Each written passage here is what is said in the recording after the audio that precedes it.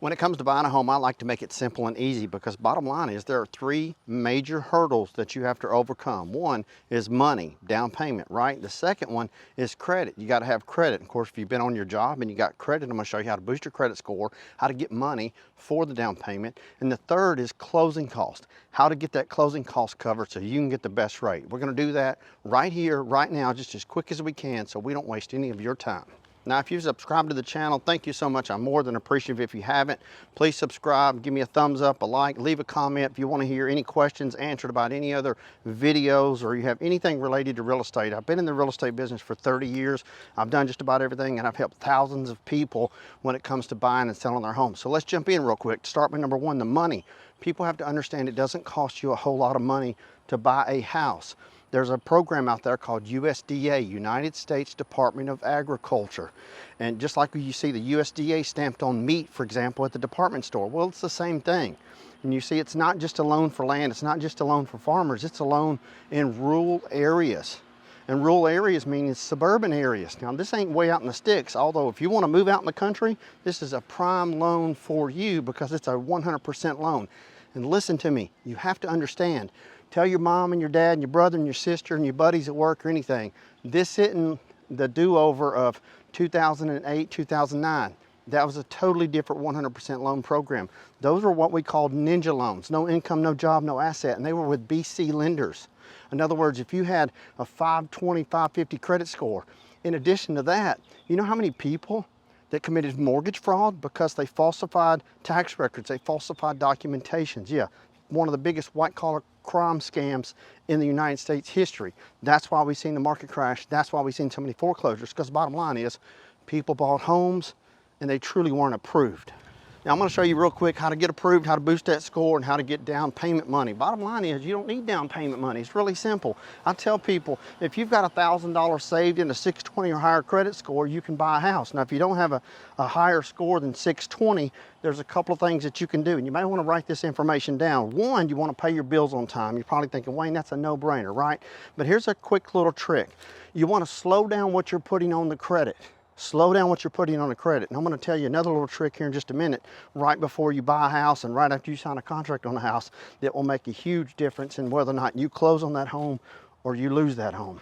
Now, really quick, one of the best things you can do to boost your credit score is to physically sit down with a pen and piece of paper in hand and look at every single thing that you owe. Medical bills, student loans, car payments, and then look at credit cards. If you have 3 or 4 credit cards, 16 credit cards, it doesn't matter. Sit down at the kitchen table and write down what you owe, that balance, and the minimum payment.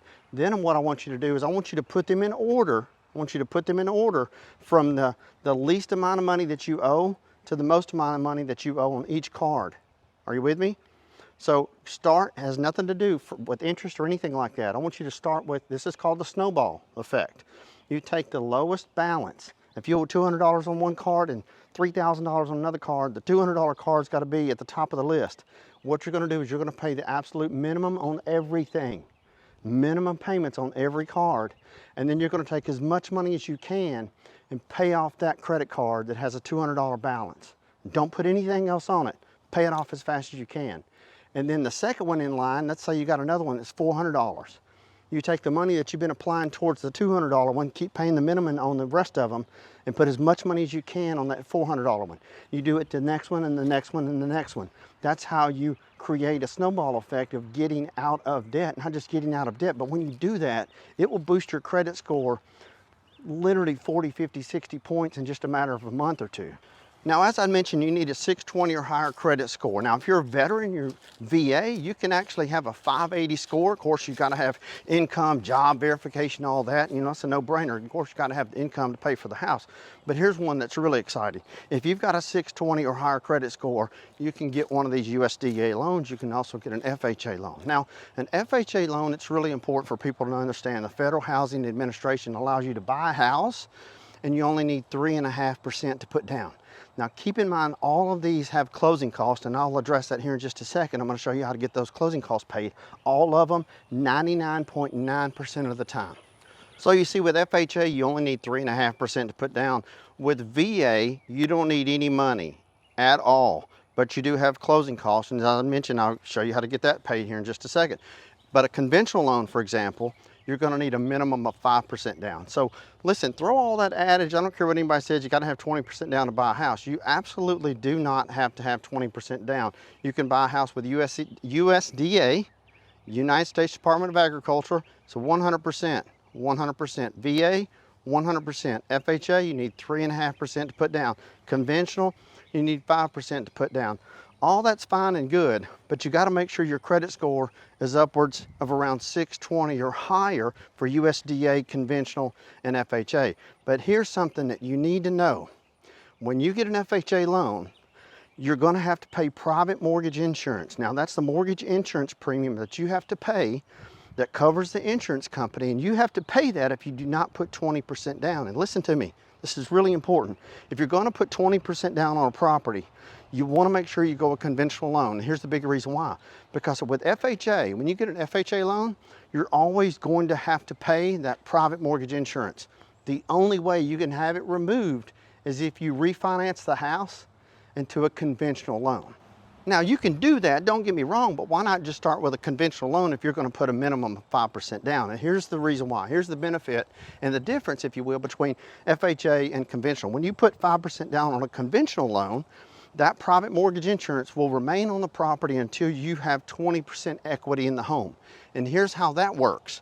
You buy a house, it's going up in value. You're paying down the mortgage balance. Once you have 20% equity, in other words, it's increased in value, typically around 4% per year is what we see on average for homes around the United States. That's the average right now. We're seeing a 4% appreciation. So people talk about, oh, homes go down in value. Listen, real estate is hyper-local. It truly just depends on where you are. If you're in a market where it's cranked high real fast, and it will crank low real fast, such as Miami, for example, or maybe you're in San Diego, California, or Los Angeles. Those markets are a little bit different.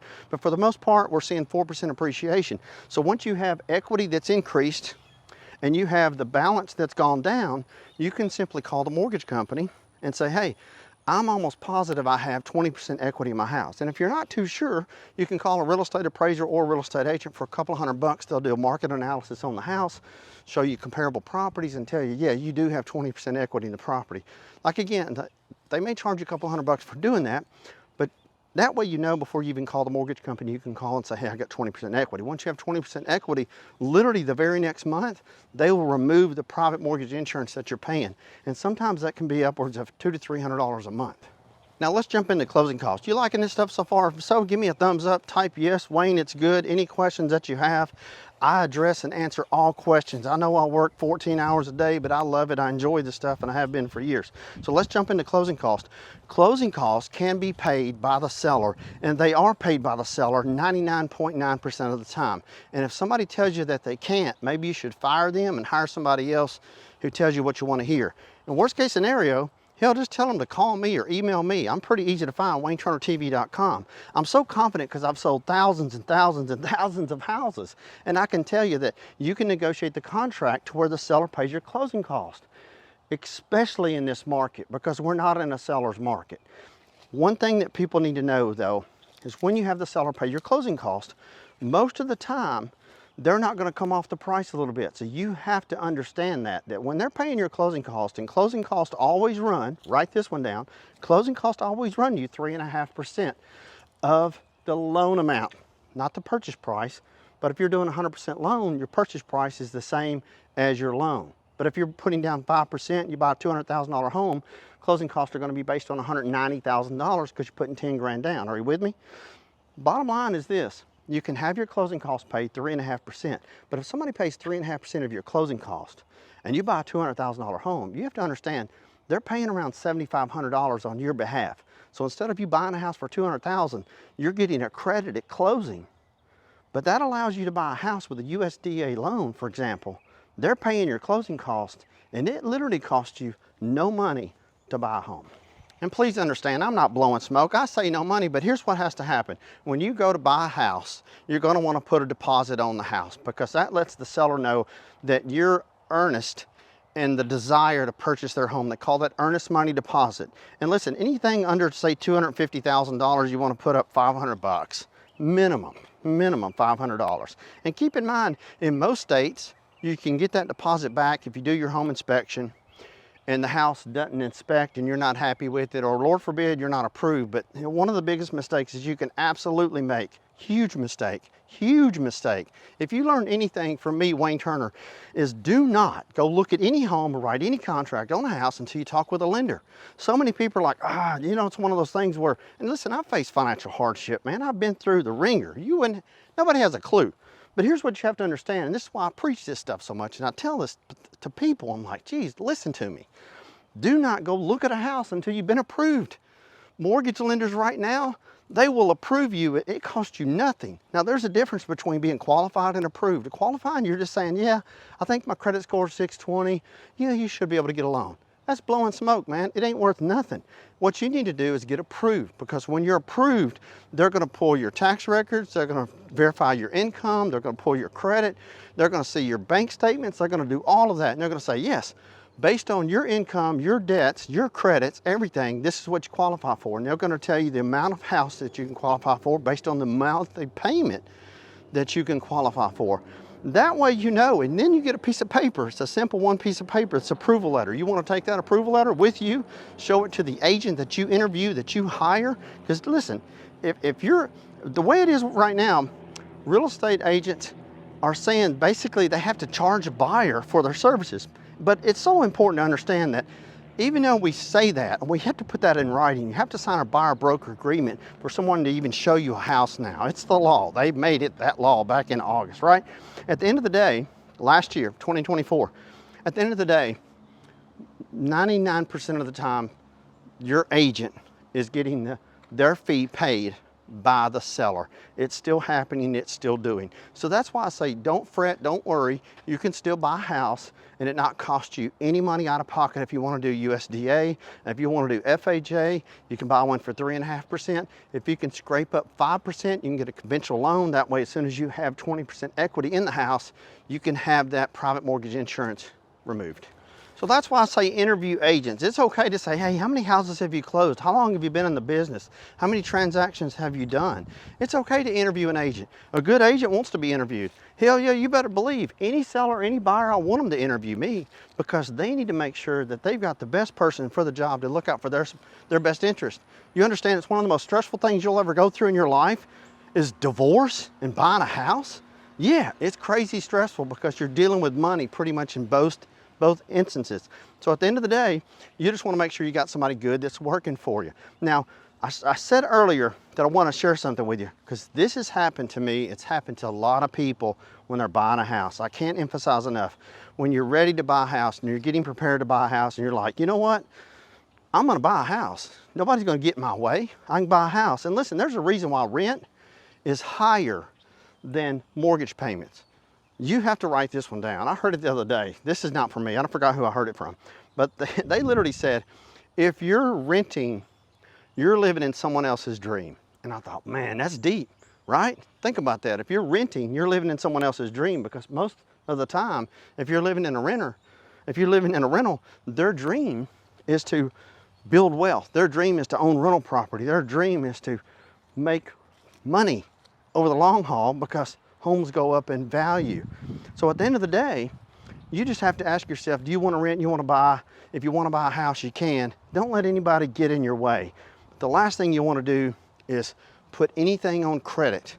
A lot of people get approved, and I've seen this happen where people get approved, they're ready to go, they find a house, they write a contract, they have their inspection done, they do their due diligence, you're ready. You're going to closing.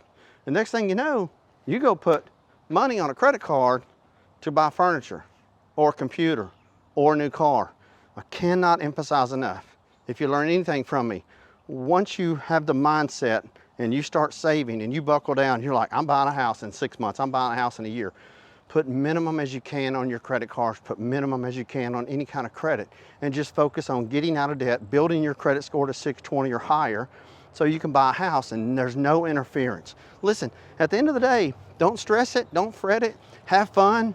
You should enjoy it. I always tell people, man, I want to make buying a house for you fun and pleasurable. It shouldn't be stressful. And at the end of the day, you got to do what's best for you.